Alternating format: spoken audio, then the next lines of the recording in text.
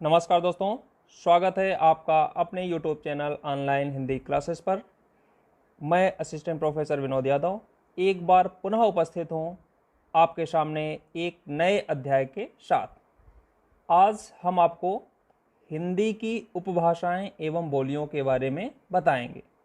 दोस्तों, ये बहुत ही महत्वपूर्ण अध्याय है। लगभग सभी एग्ज़ामों में, सभी प्रतियोगी परीक्षाओं में इस चैप्टर से, इस अध्याय से 1 से 2 क्वेश्चन, 3 क्वेश्चन, 4 क्वेश्चन, अर्थात कहें 1 से 5 क्वेश्चन तक हर एग्ज़ामों में ये पूछे जाते हैं। वो प्रश्नों की संख्या पर डिपेंड करता है, प्रश्नों की संख्या पर निर्भर करता है। अगर 30 क्वेश्चन पूछे जाते हैं तो इसमें 2 से 3 क्वेश्चन पूछे जाते हैं। तो इसमें हम आपको बताएंगे भाषा का विकास क्रम, जिसमें बोली क्या होती है, उपभाषा क्या होती है और भाषा क्या होती है, हिंदी कहाँ से विकसित हुई, हिंदी का अर्थ क्या होता है, हिंदी की कौन कौन सी उपभाषाएं हैं, कौन सी बोलियां हैं। तो आइए शुरू करते हैं। हिंदी की उपभाषाएं एवं बोलियां। हिंदी की उपभाषाएं एवं बोलियां। तो आपको पता होगा हिंदी एक भाषा है। तो भाषा का विकास क्रम आप सबसे पहले जान लें कि भाषा विकसित कैसे होती है, भाषा कहाँ से बनती है। तो भाषा की जो सबसे छोटी इकाई होती है वो बोली होती है। भाषा की जो सबसे छोटी इकाई होती है वो क्या होती है? बोली होती है। बोली से उपभाषा का विकास होता है और उपभाषा से भाषा का विकास होता है। भाषा का विकास का क्रम बोली पहला, बोली से उपभाषा, उपभाषा से भाषा, अर्थात बोली से उपभाषा और उपभाषा से भाषा का विकास होता है। तो सबसे पहले आप ये जान लें बोली किसे कहते हैं। क्षेत्र विशेष में बोली जाने वाली भाषा को हम बोली कहते हैं। बोली किसे कहते हैं? क्षेत्र विशेष में बोली जाने वाली भाषा को हम बोली कहते हैं। आपने कहावत सुनी होगी, कोस कोस पे पानी बदले, 4 कोस पे बानी। भारत विविधताओं वाला देश है।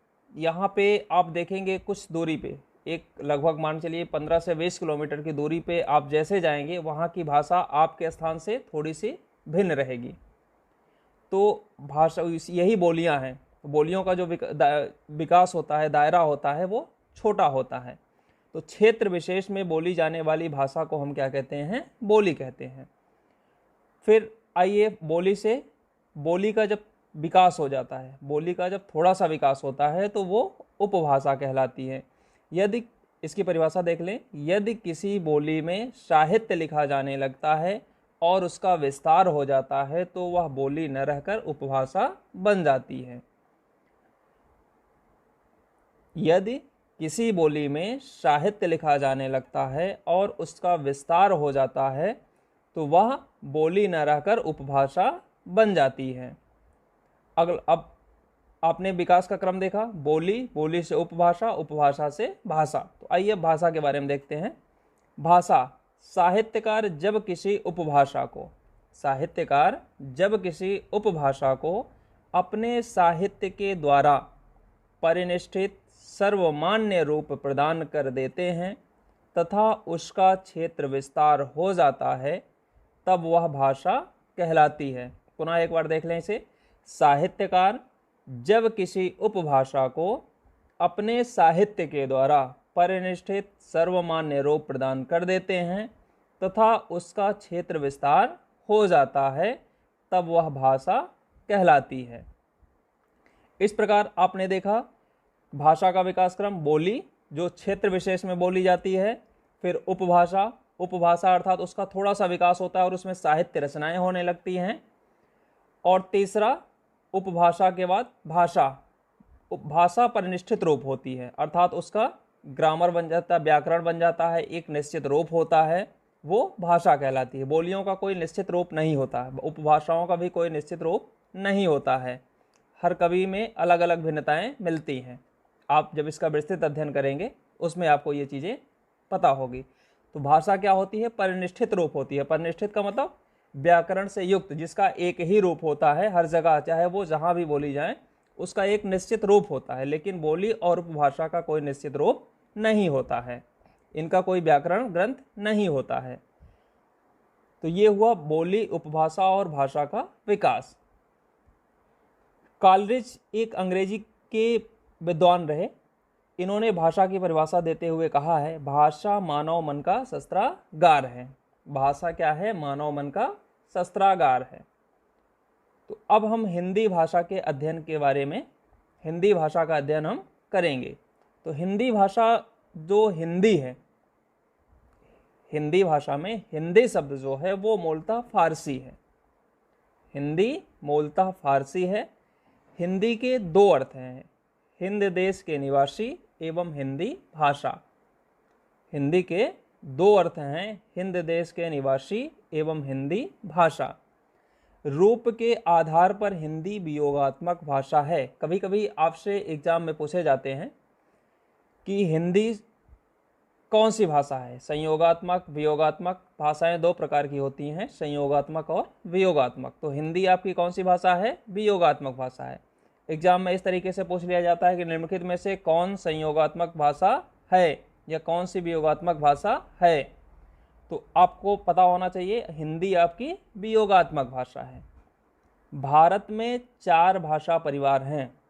भारत में 4 भाषा परिवार हैं। पहला भारोपी, दूसरा द्रविड़, तीसरा चीनी तिब्बती, चौथा ऑस्ट्रिक। भारत में कितने भाषा परिवार हैं? 4। भारोपी, द्रविड़, चीनी तिब्बती और ऑस्ट्रिक। हिंदी भारोपीय परिवार की भाषा है।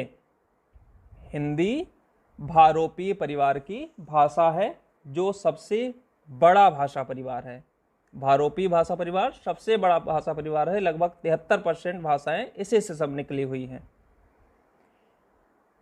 अमीर खुसरो भी हिंदवी शब्द का प्रयोग करते हैं एवं कहते हैं, तुर्क हिंदुस्तानियम मन हिंदवी गोयम। अमीर खुसरो हिंदवी शब्द का प्रयोग करते हैं एवं कहते हैं, तुर्क हिंदुस्तानियम मन हिंदवी गोयम, यानी मैं हिंदुस्तानी तुर्क हूँ और हिंदी में जवाब देता हूँ। इकबाल ने कहा है, हिंदी है हम वतन है हिंदोसता हमारा। हिंदी है हम वतन है हिंदोसता हमारा। यहाँ पे देखेंगे हिंदी शब्द का प्रयोग स्वयं के अर्थ में किया गया है, अर्थात हिंद देश के निवासी के अर्थ में। हिंदी शब्द का प्रयोग हिंद देश के निवासी के अर्थ में हुआ है। ऊपर आपने देखा होगा हिंदी के दो अर्थ हैं, हिंद देश के निवासी एवं हिंदी भाषा।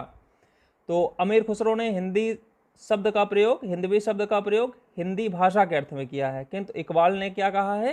हिंदी है हम वतन है हिंदोसता हमारा, अर्थात हम लोग क्या हैं? हिंद देश के निवासी हैं और वतन क्या है? हिंदोसता हमारा, और हिंदुस्तान हमारा देश है।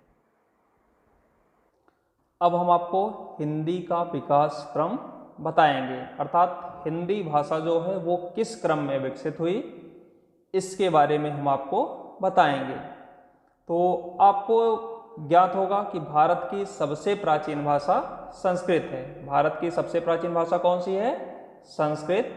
संस्कृत से पाली, पाली से प्राकृत, प्राकृत से अपभ्रंश, अपभ्रंश के 6 भाग हुए, सौरसेनी अपभ्रंश, अर्धमागधी, मागधी, खस, प्राचर, महाराष्ट्री।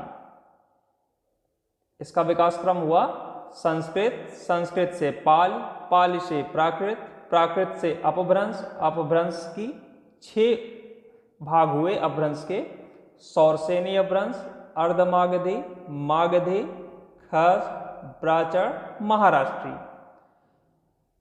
संस्कृत में आपके प्राचीन ग्रंथ चाहे उपनिषद हो, वेद हो, रामायण हो, महाभारत हो, लिखा गया है।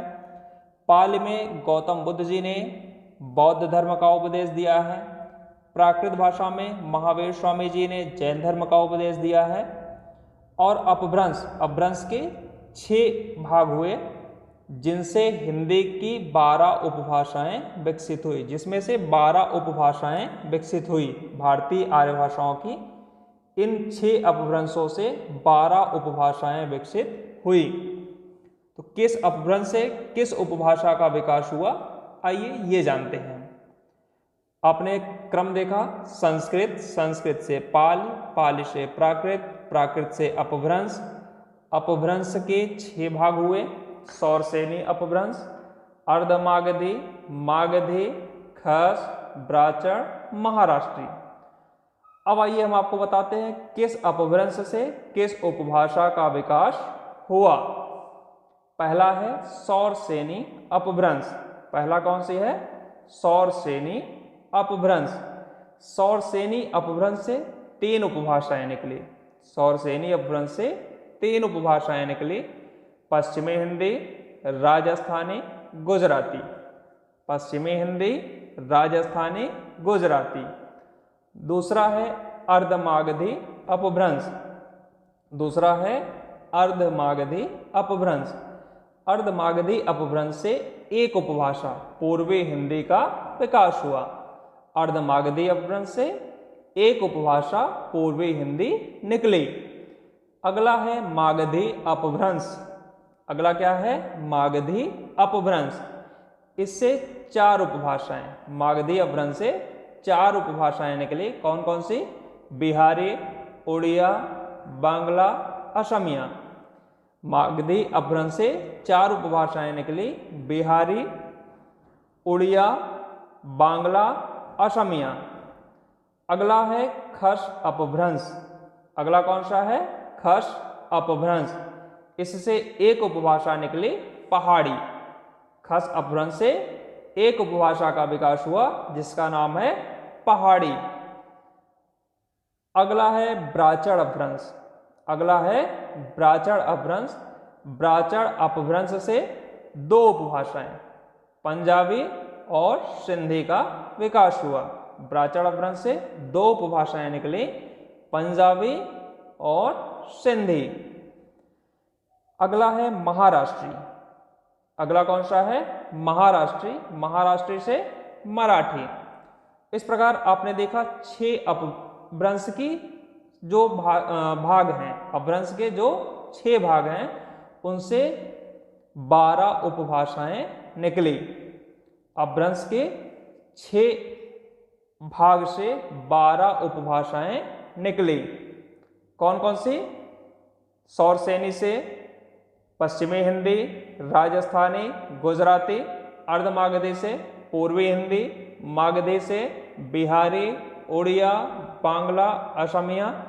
खस से पहाड़ी, ब्राचर से पंजाबी, सिंधी, महाराष्ट्री से मराठी। महाराष्ट्री आपको पता होगा, महाराष्ट्र की जो भाषा है वो मराठी है। महाराष्ट्र प्रदेश की जो भाषा है वो मराठी है। तो आपको याद रहेगा कि महाराष्ट्री से कौन सी उपभाषा निकली? मराठी। तो इस प्रकार आपने देखा 6 उपभाषाएं, तो 6 अपभ्रंश से 6 अपभ्रंश हैं जिनसे 12 उपभाषाएं निकली। इन 12 उपभाषाओं में हिंदी की कितनी उपभाषाएं हैं? 5। इन 12 उपभाषाओं में हिंदी की 5 उपभाषाएं हैं। कौन कौन सी? पश्चिमी हिंदी, पूर्वी हिंदी, बिहारी, राजस्थानी, पहाड़ी। तो इस प्रकार आपने देखा अपभ्रंश के जो 6 भाग थे उनसे 12 उपभाषाएं निकली। 12 उपभाषाओं में से हिंदी की 5 उपभाषाएं हैं, पश्चिमी हिंदी, पूर्वी हिंदी, बिहारी, राजस्थानी, पहाड़ी। तो इन 5 उपभाषाओं से हिंदी की 18 बोलियां विकसित हुई या हिंदी की 18 बोलियां निकली। तो किस उपभाषा से कौन सी बोली निकली, आइए ये हम आपको बताते हैं। पहली है पश्चिमी हिंदी। पहला कौन सा है? पश्चिमी हिंदी, जो सौरसेनी अपभ्रंश से विकसित हुई है, जो सौरसेनी अपभ्रंश की उपभाषा है। इसके अंतर्गत 5 बोलियां हैं। पश्चिमी हिंदी की 5 बोलियां हैं। खड़ी बोली, ब्रजभाषा, बांगरू, बुंदेली, कन्नौजी। पश्चिमी हिंदी की 5 बोलियां हैं। खड़ी बोली, ब्रजभाषा, बांगरू, बुंदेली, कन्नौजी। खड़ी बोली को कौरवी भी कहा जाता है। खड़ी बोली को कौरवी भी कहा जाता है। राहुल सांकृत्यायन जी ने, हिंदी के कवि रहे, हिंदी के लेखक रहे, इन्होंने खड़ी बोली को कौरवी नाम दिया है। दूसरा है ब्रजभाषा, तीसरा है बांगरू, बांगरू को हरियाणवी भी कहते हैं, बांगरू को हरियाणवी भी कहते हैं। चौथा है बुंदेली, पांचवा कन्नौजी। इस प्रकार आपने देखा पश्चिमी हिंदी से कितनी उपभाषा निकली, पश्चिमी हिंदी से कितनी बोलियां निकली, 5। दूसरा है राजस्थानी, दूसरा कौन सा है, राजस्थानी दूसरी उपभाषा है, यह भी शौरसेनी अपभ्रंश से निकली है। इसके 4 बोलियां हैं, राजस्थानी उपभाषा के 4 बोलियां हैं, जयपुरी या ढूंढाड़ी, मारवाड़ी, मेवाती, मालवी। राजस्थानी उपभाषा के 4 बोलियां हैं, कौन कौन सी, जयपुरी, मारवाड़ी, मेवाती, मालवी। जयपुरी को ढूंढाड़ी भी कहते हैं। इसी को क्रमशः पूर्वी राजस्थानी, पश्चिमी राजस्थानी, उत्तरी राजस्थानी और दक्षिणी राजस्थानी भी कहते हैं। तो पहला आपने देखा पश्चिमी हिंदी की 5 हो गई और राजस्थानी हिंदी की 4 बोलियां हो गई। तीसरा है पूर्वी हिंदी, तीसरा है पूर्वी हिंदी। इस उपभाषा से 3 बोलियां निकली हैं, पूर्वी हिंदी से 3 बोलियां निकली हैं, अवधी, बघेली, छत्तीसगढ़ी। पूर्वी हिंदी अर्धमागधी अपभ्रंश से निकली है, इसकी 3 बोलियां हैं, अवधी, बघेली, छत्तीसगढ़ी। तो पूर्वी हिंदी की बोलियां कितनी हो गई, 3।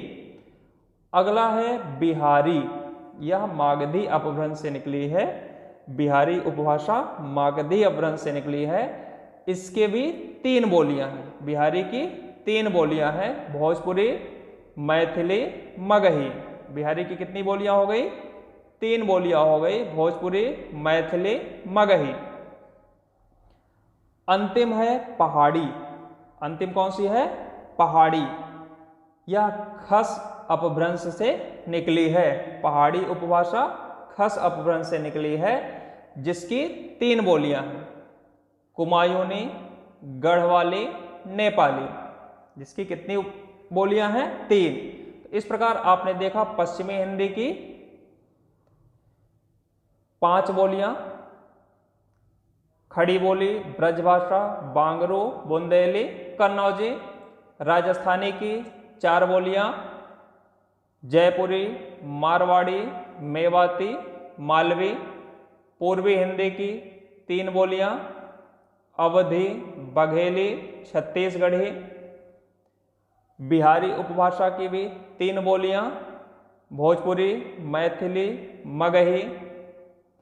पहाड़ी उपभाषा की भी 3 बोलियां, कुमायूनी, गढ़वाली, नेपाली। इस प्रकार आपने देखा 5, 4, 9, 3, 12, 3, 15, 3, 18।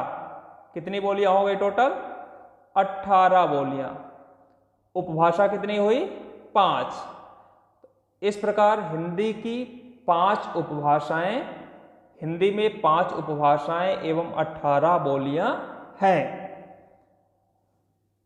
अब हम इसके क्षेत्र के बारे में आपको अगले वीडियो में बताएंगे, क्योंकि काफ़ी विस्तृत हो जाएगा और आपको समझने में दिक्कत होगी और याद करने में भी आपको असुविधा होगी। आपकी सुविधा के दृष्टि से हिंदी की जो बोलियां, ये 18 बोलियां हैं, इनकी अर्थात कौन सी बोली किस क्षेत्र में बोली जाती है, इसके क्षेत्र के बारे में हम आपको अपने अगले वीडियो में बताएंगे, जिससे आप आसानी से समझ सकें।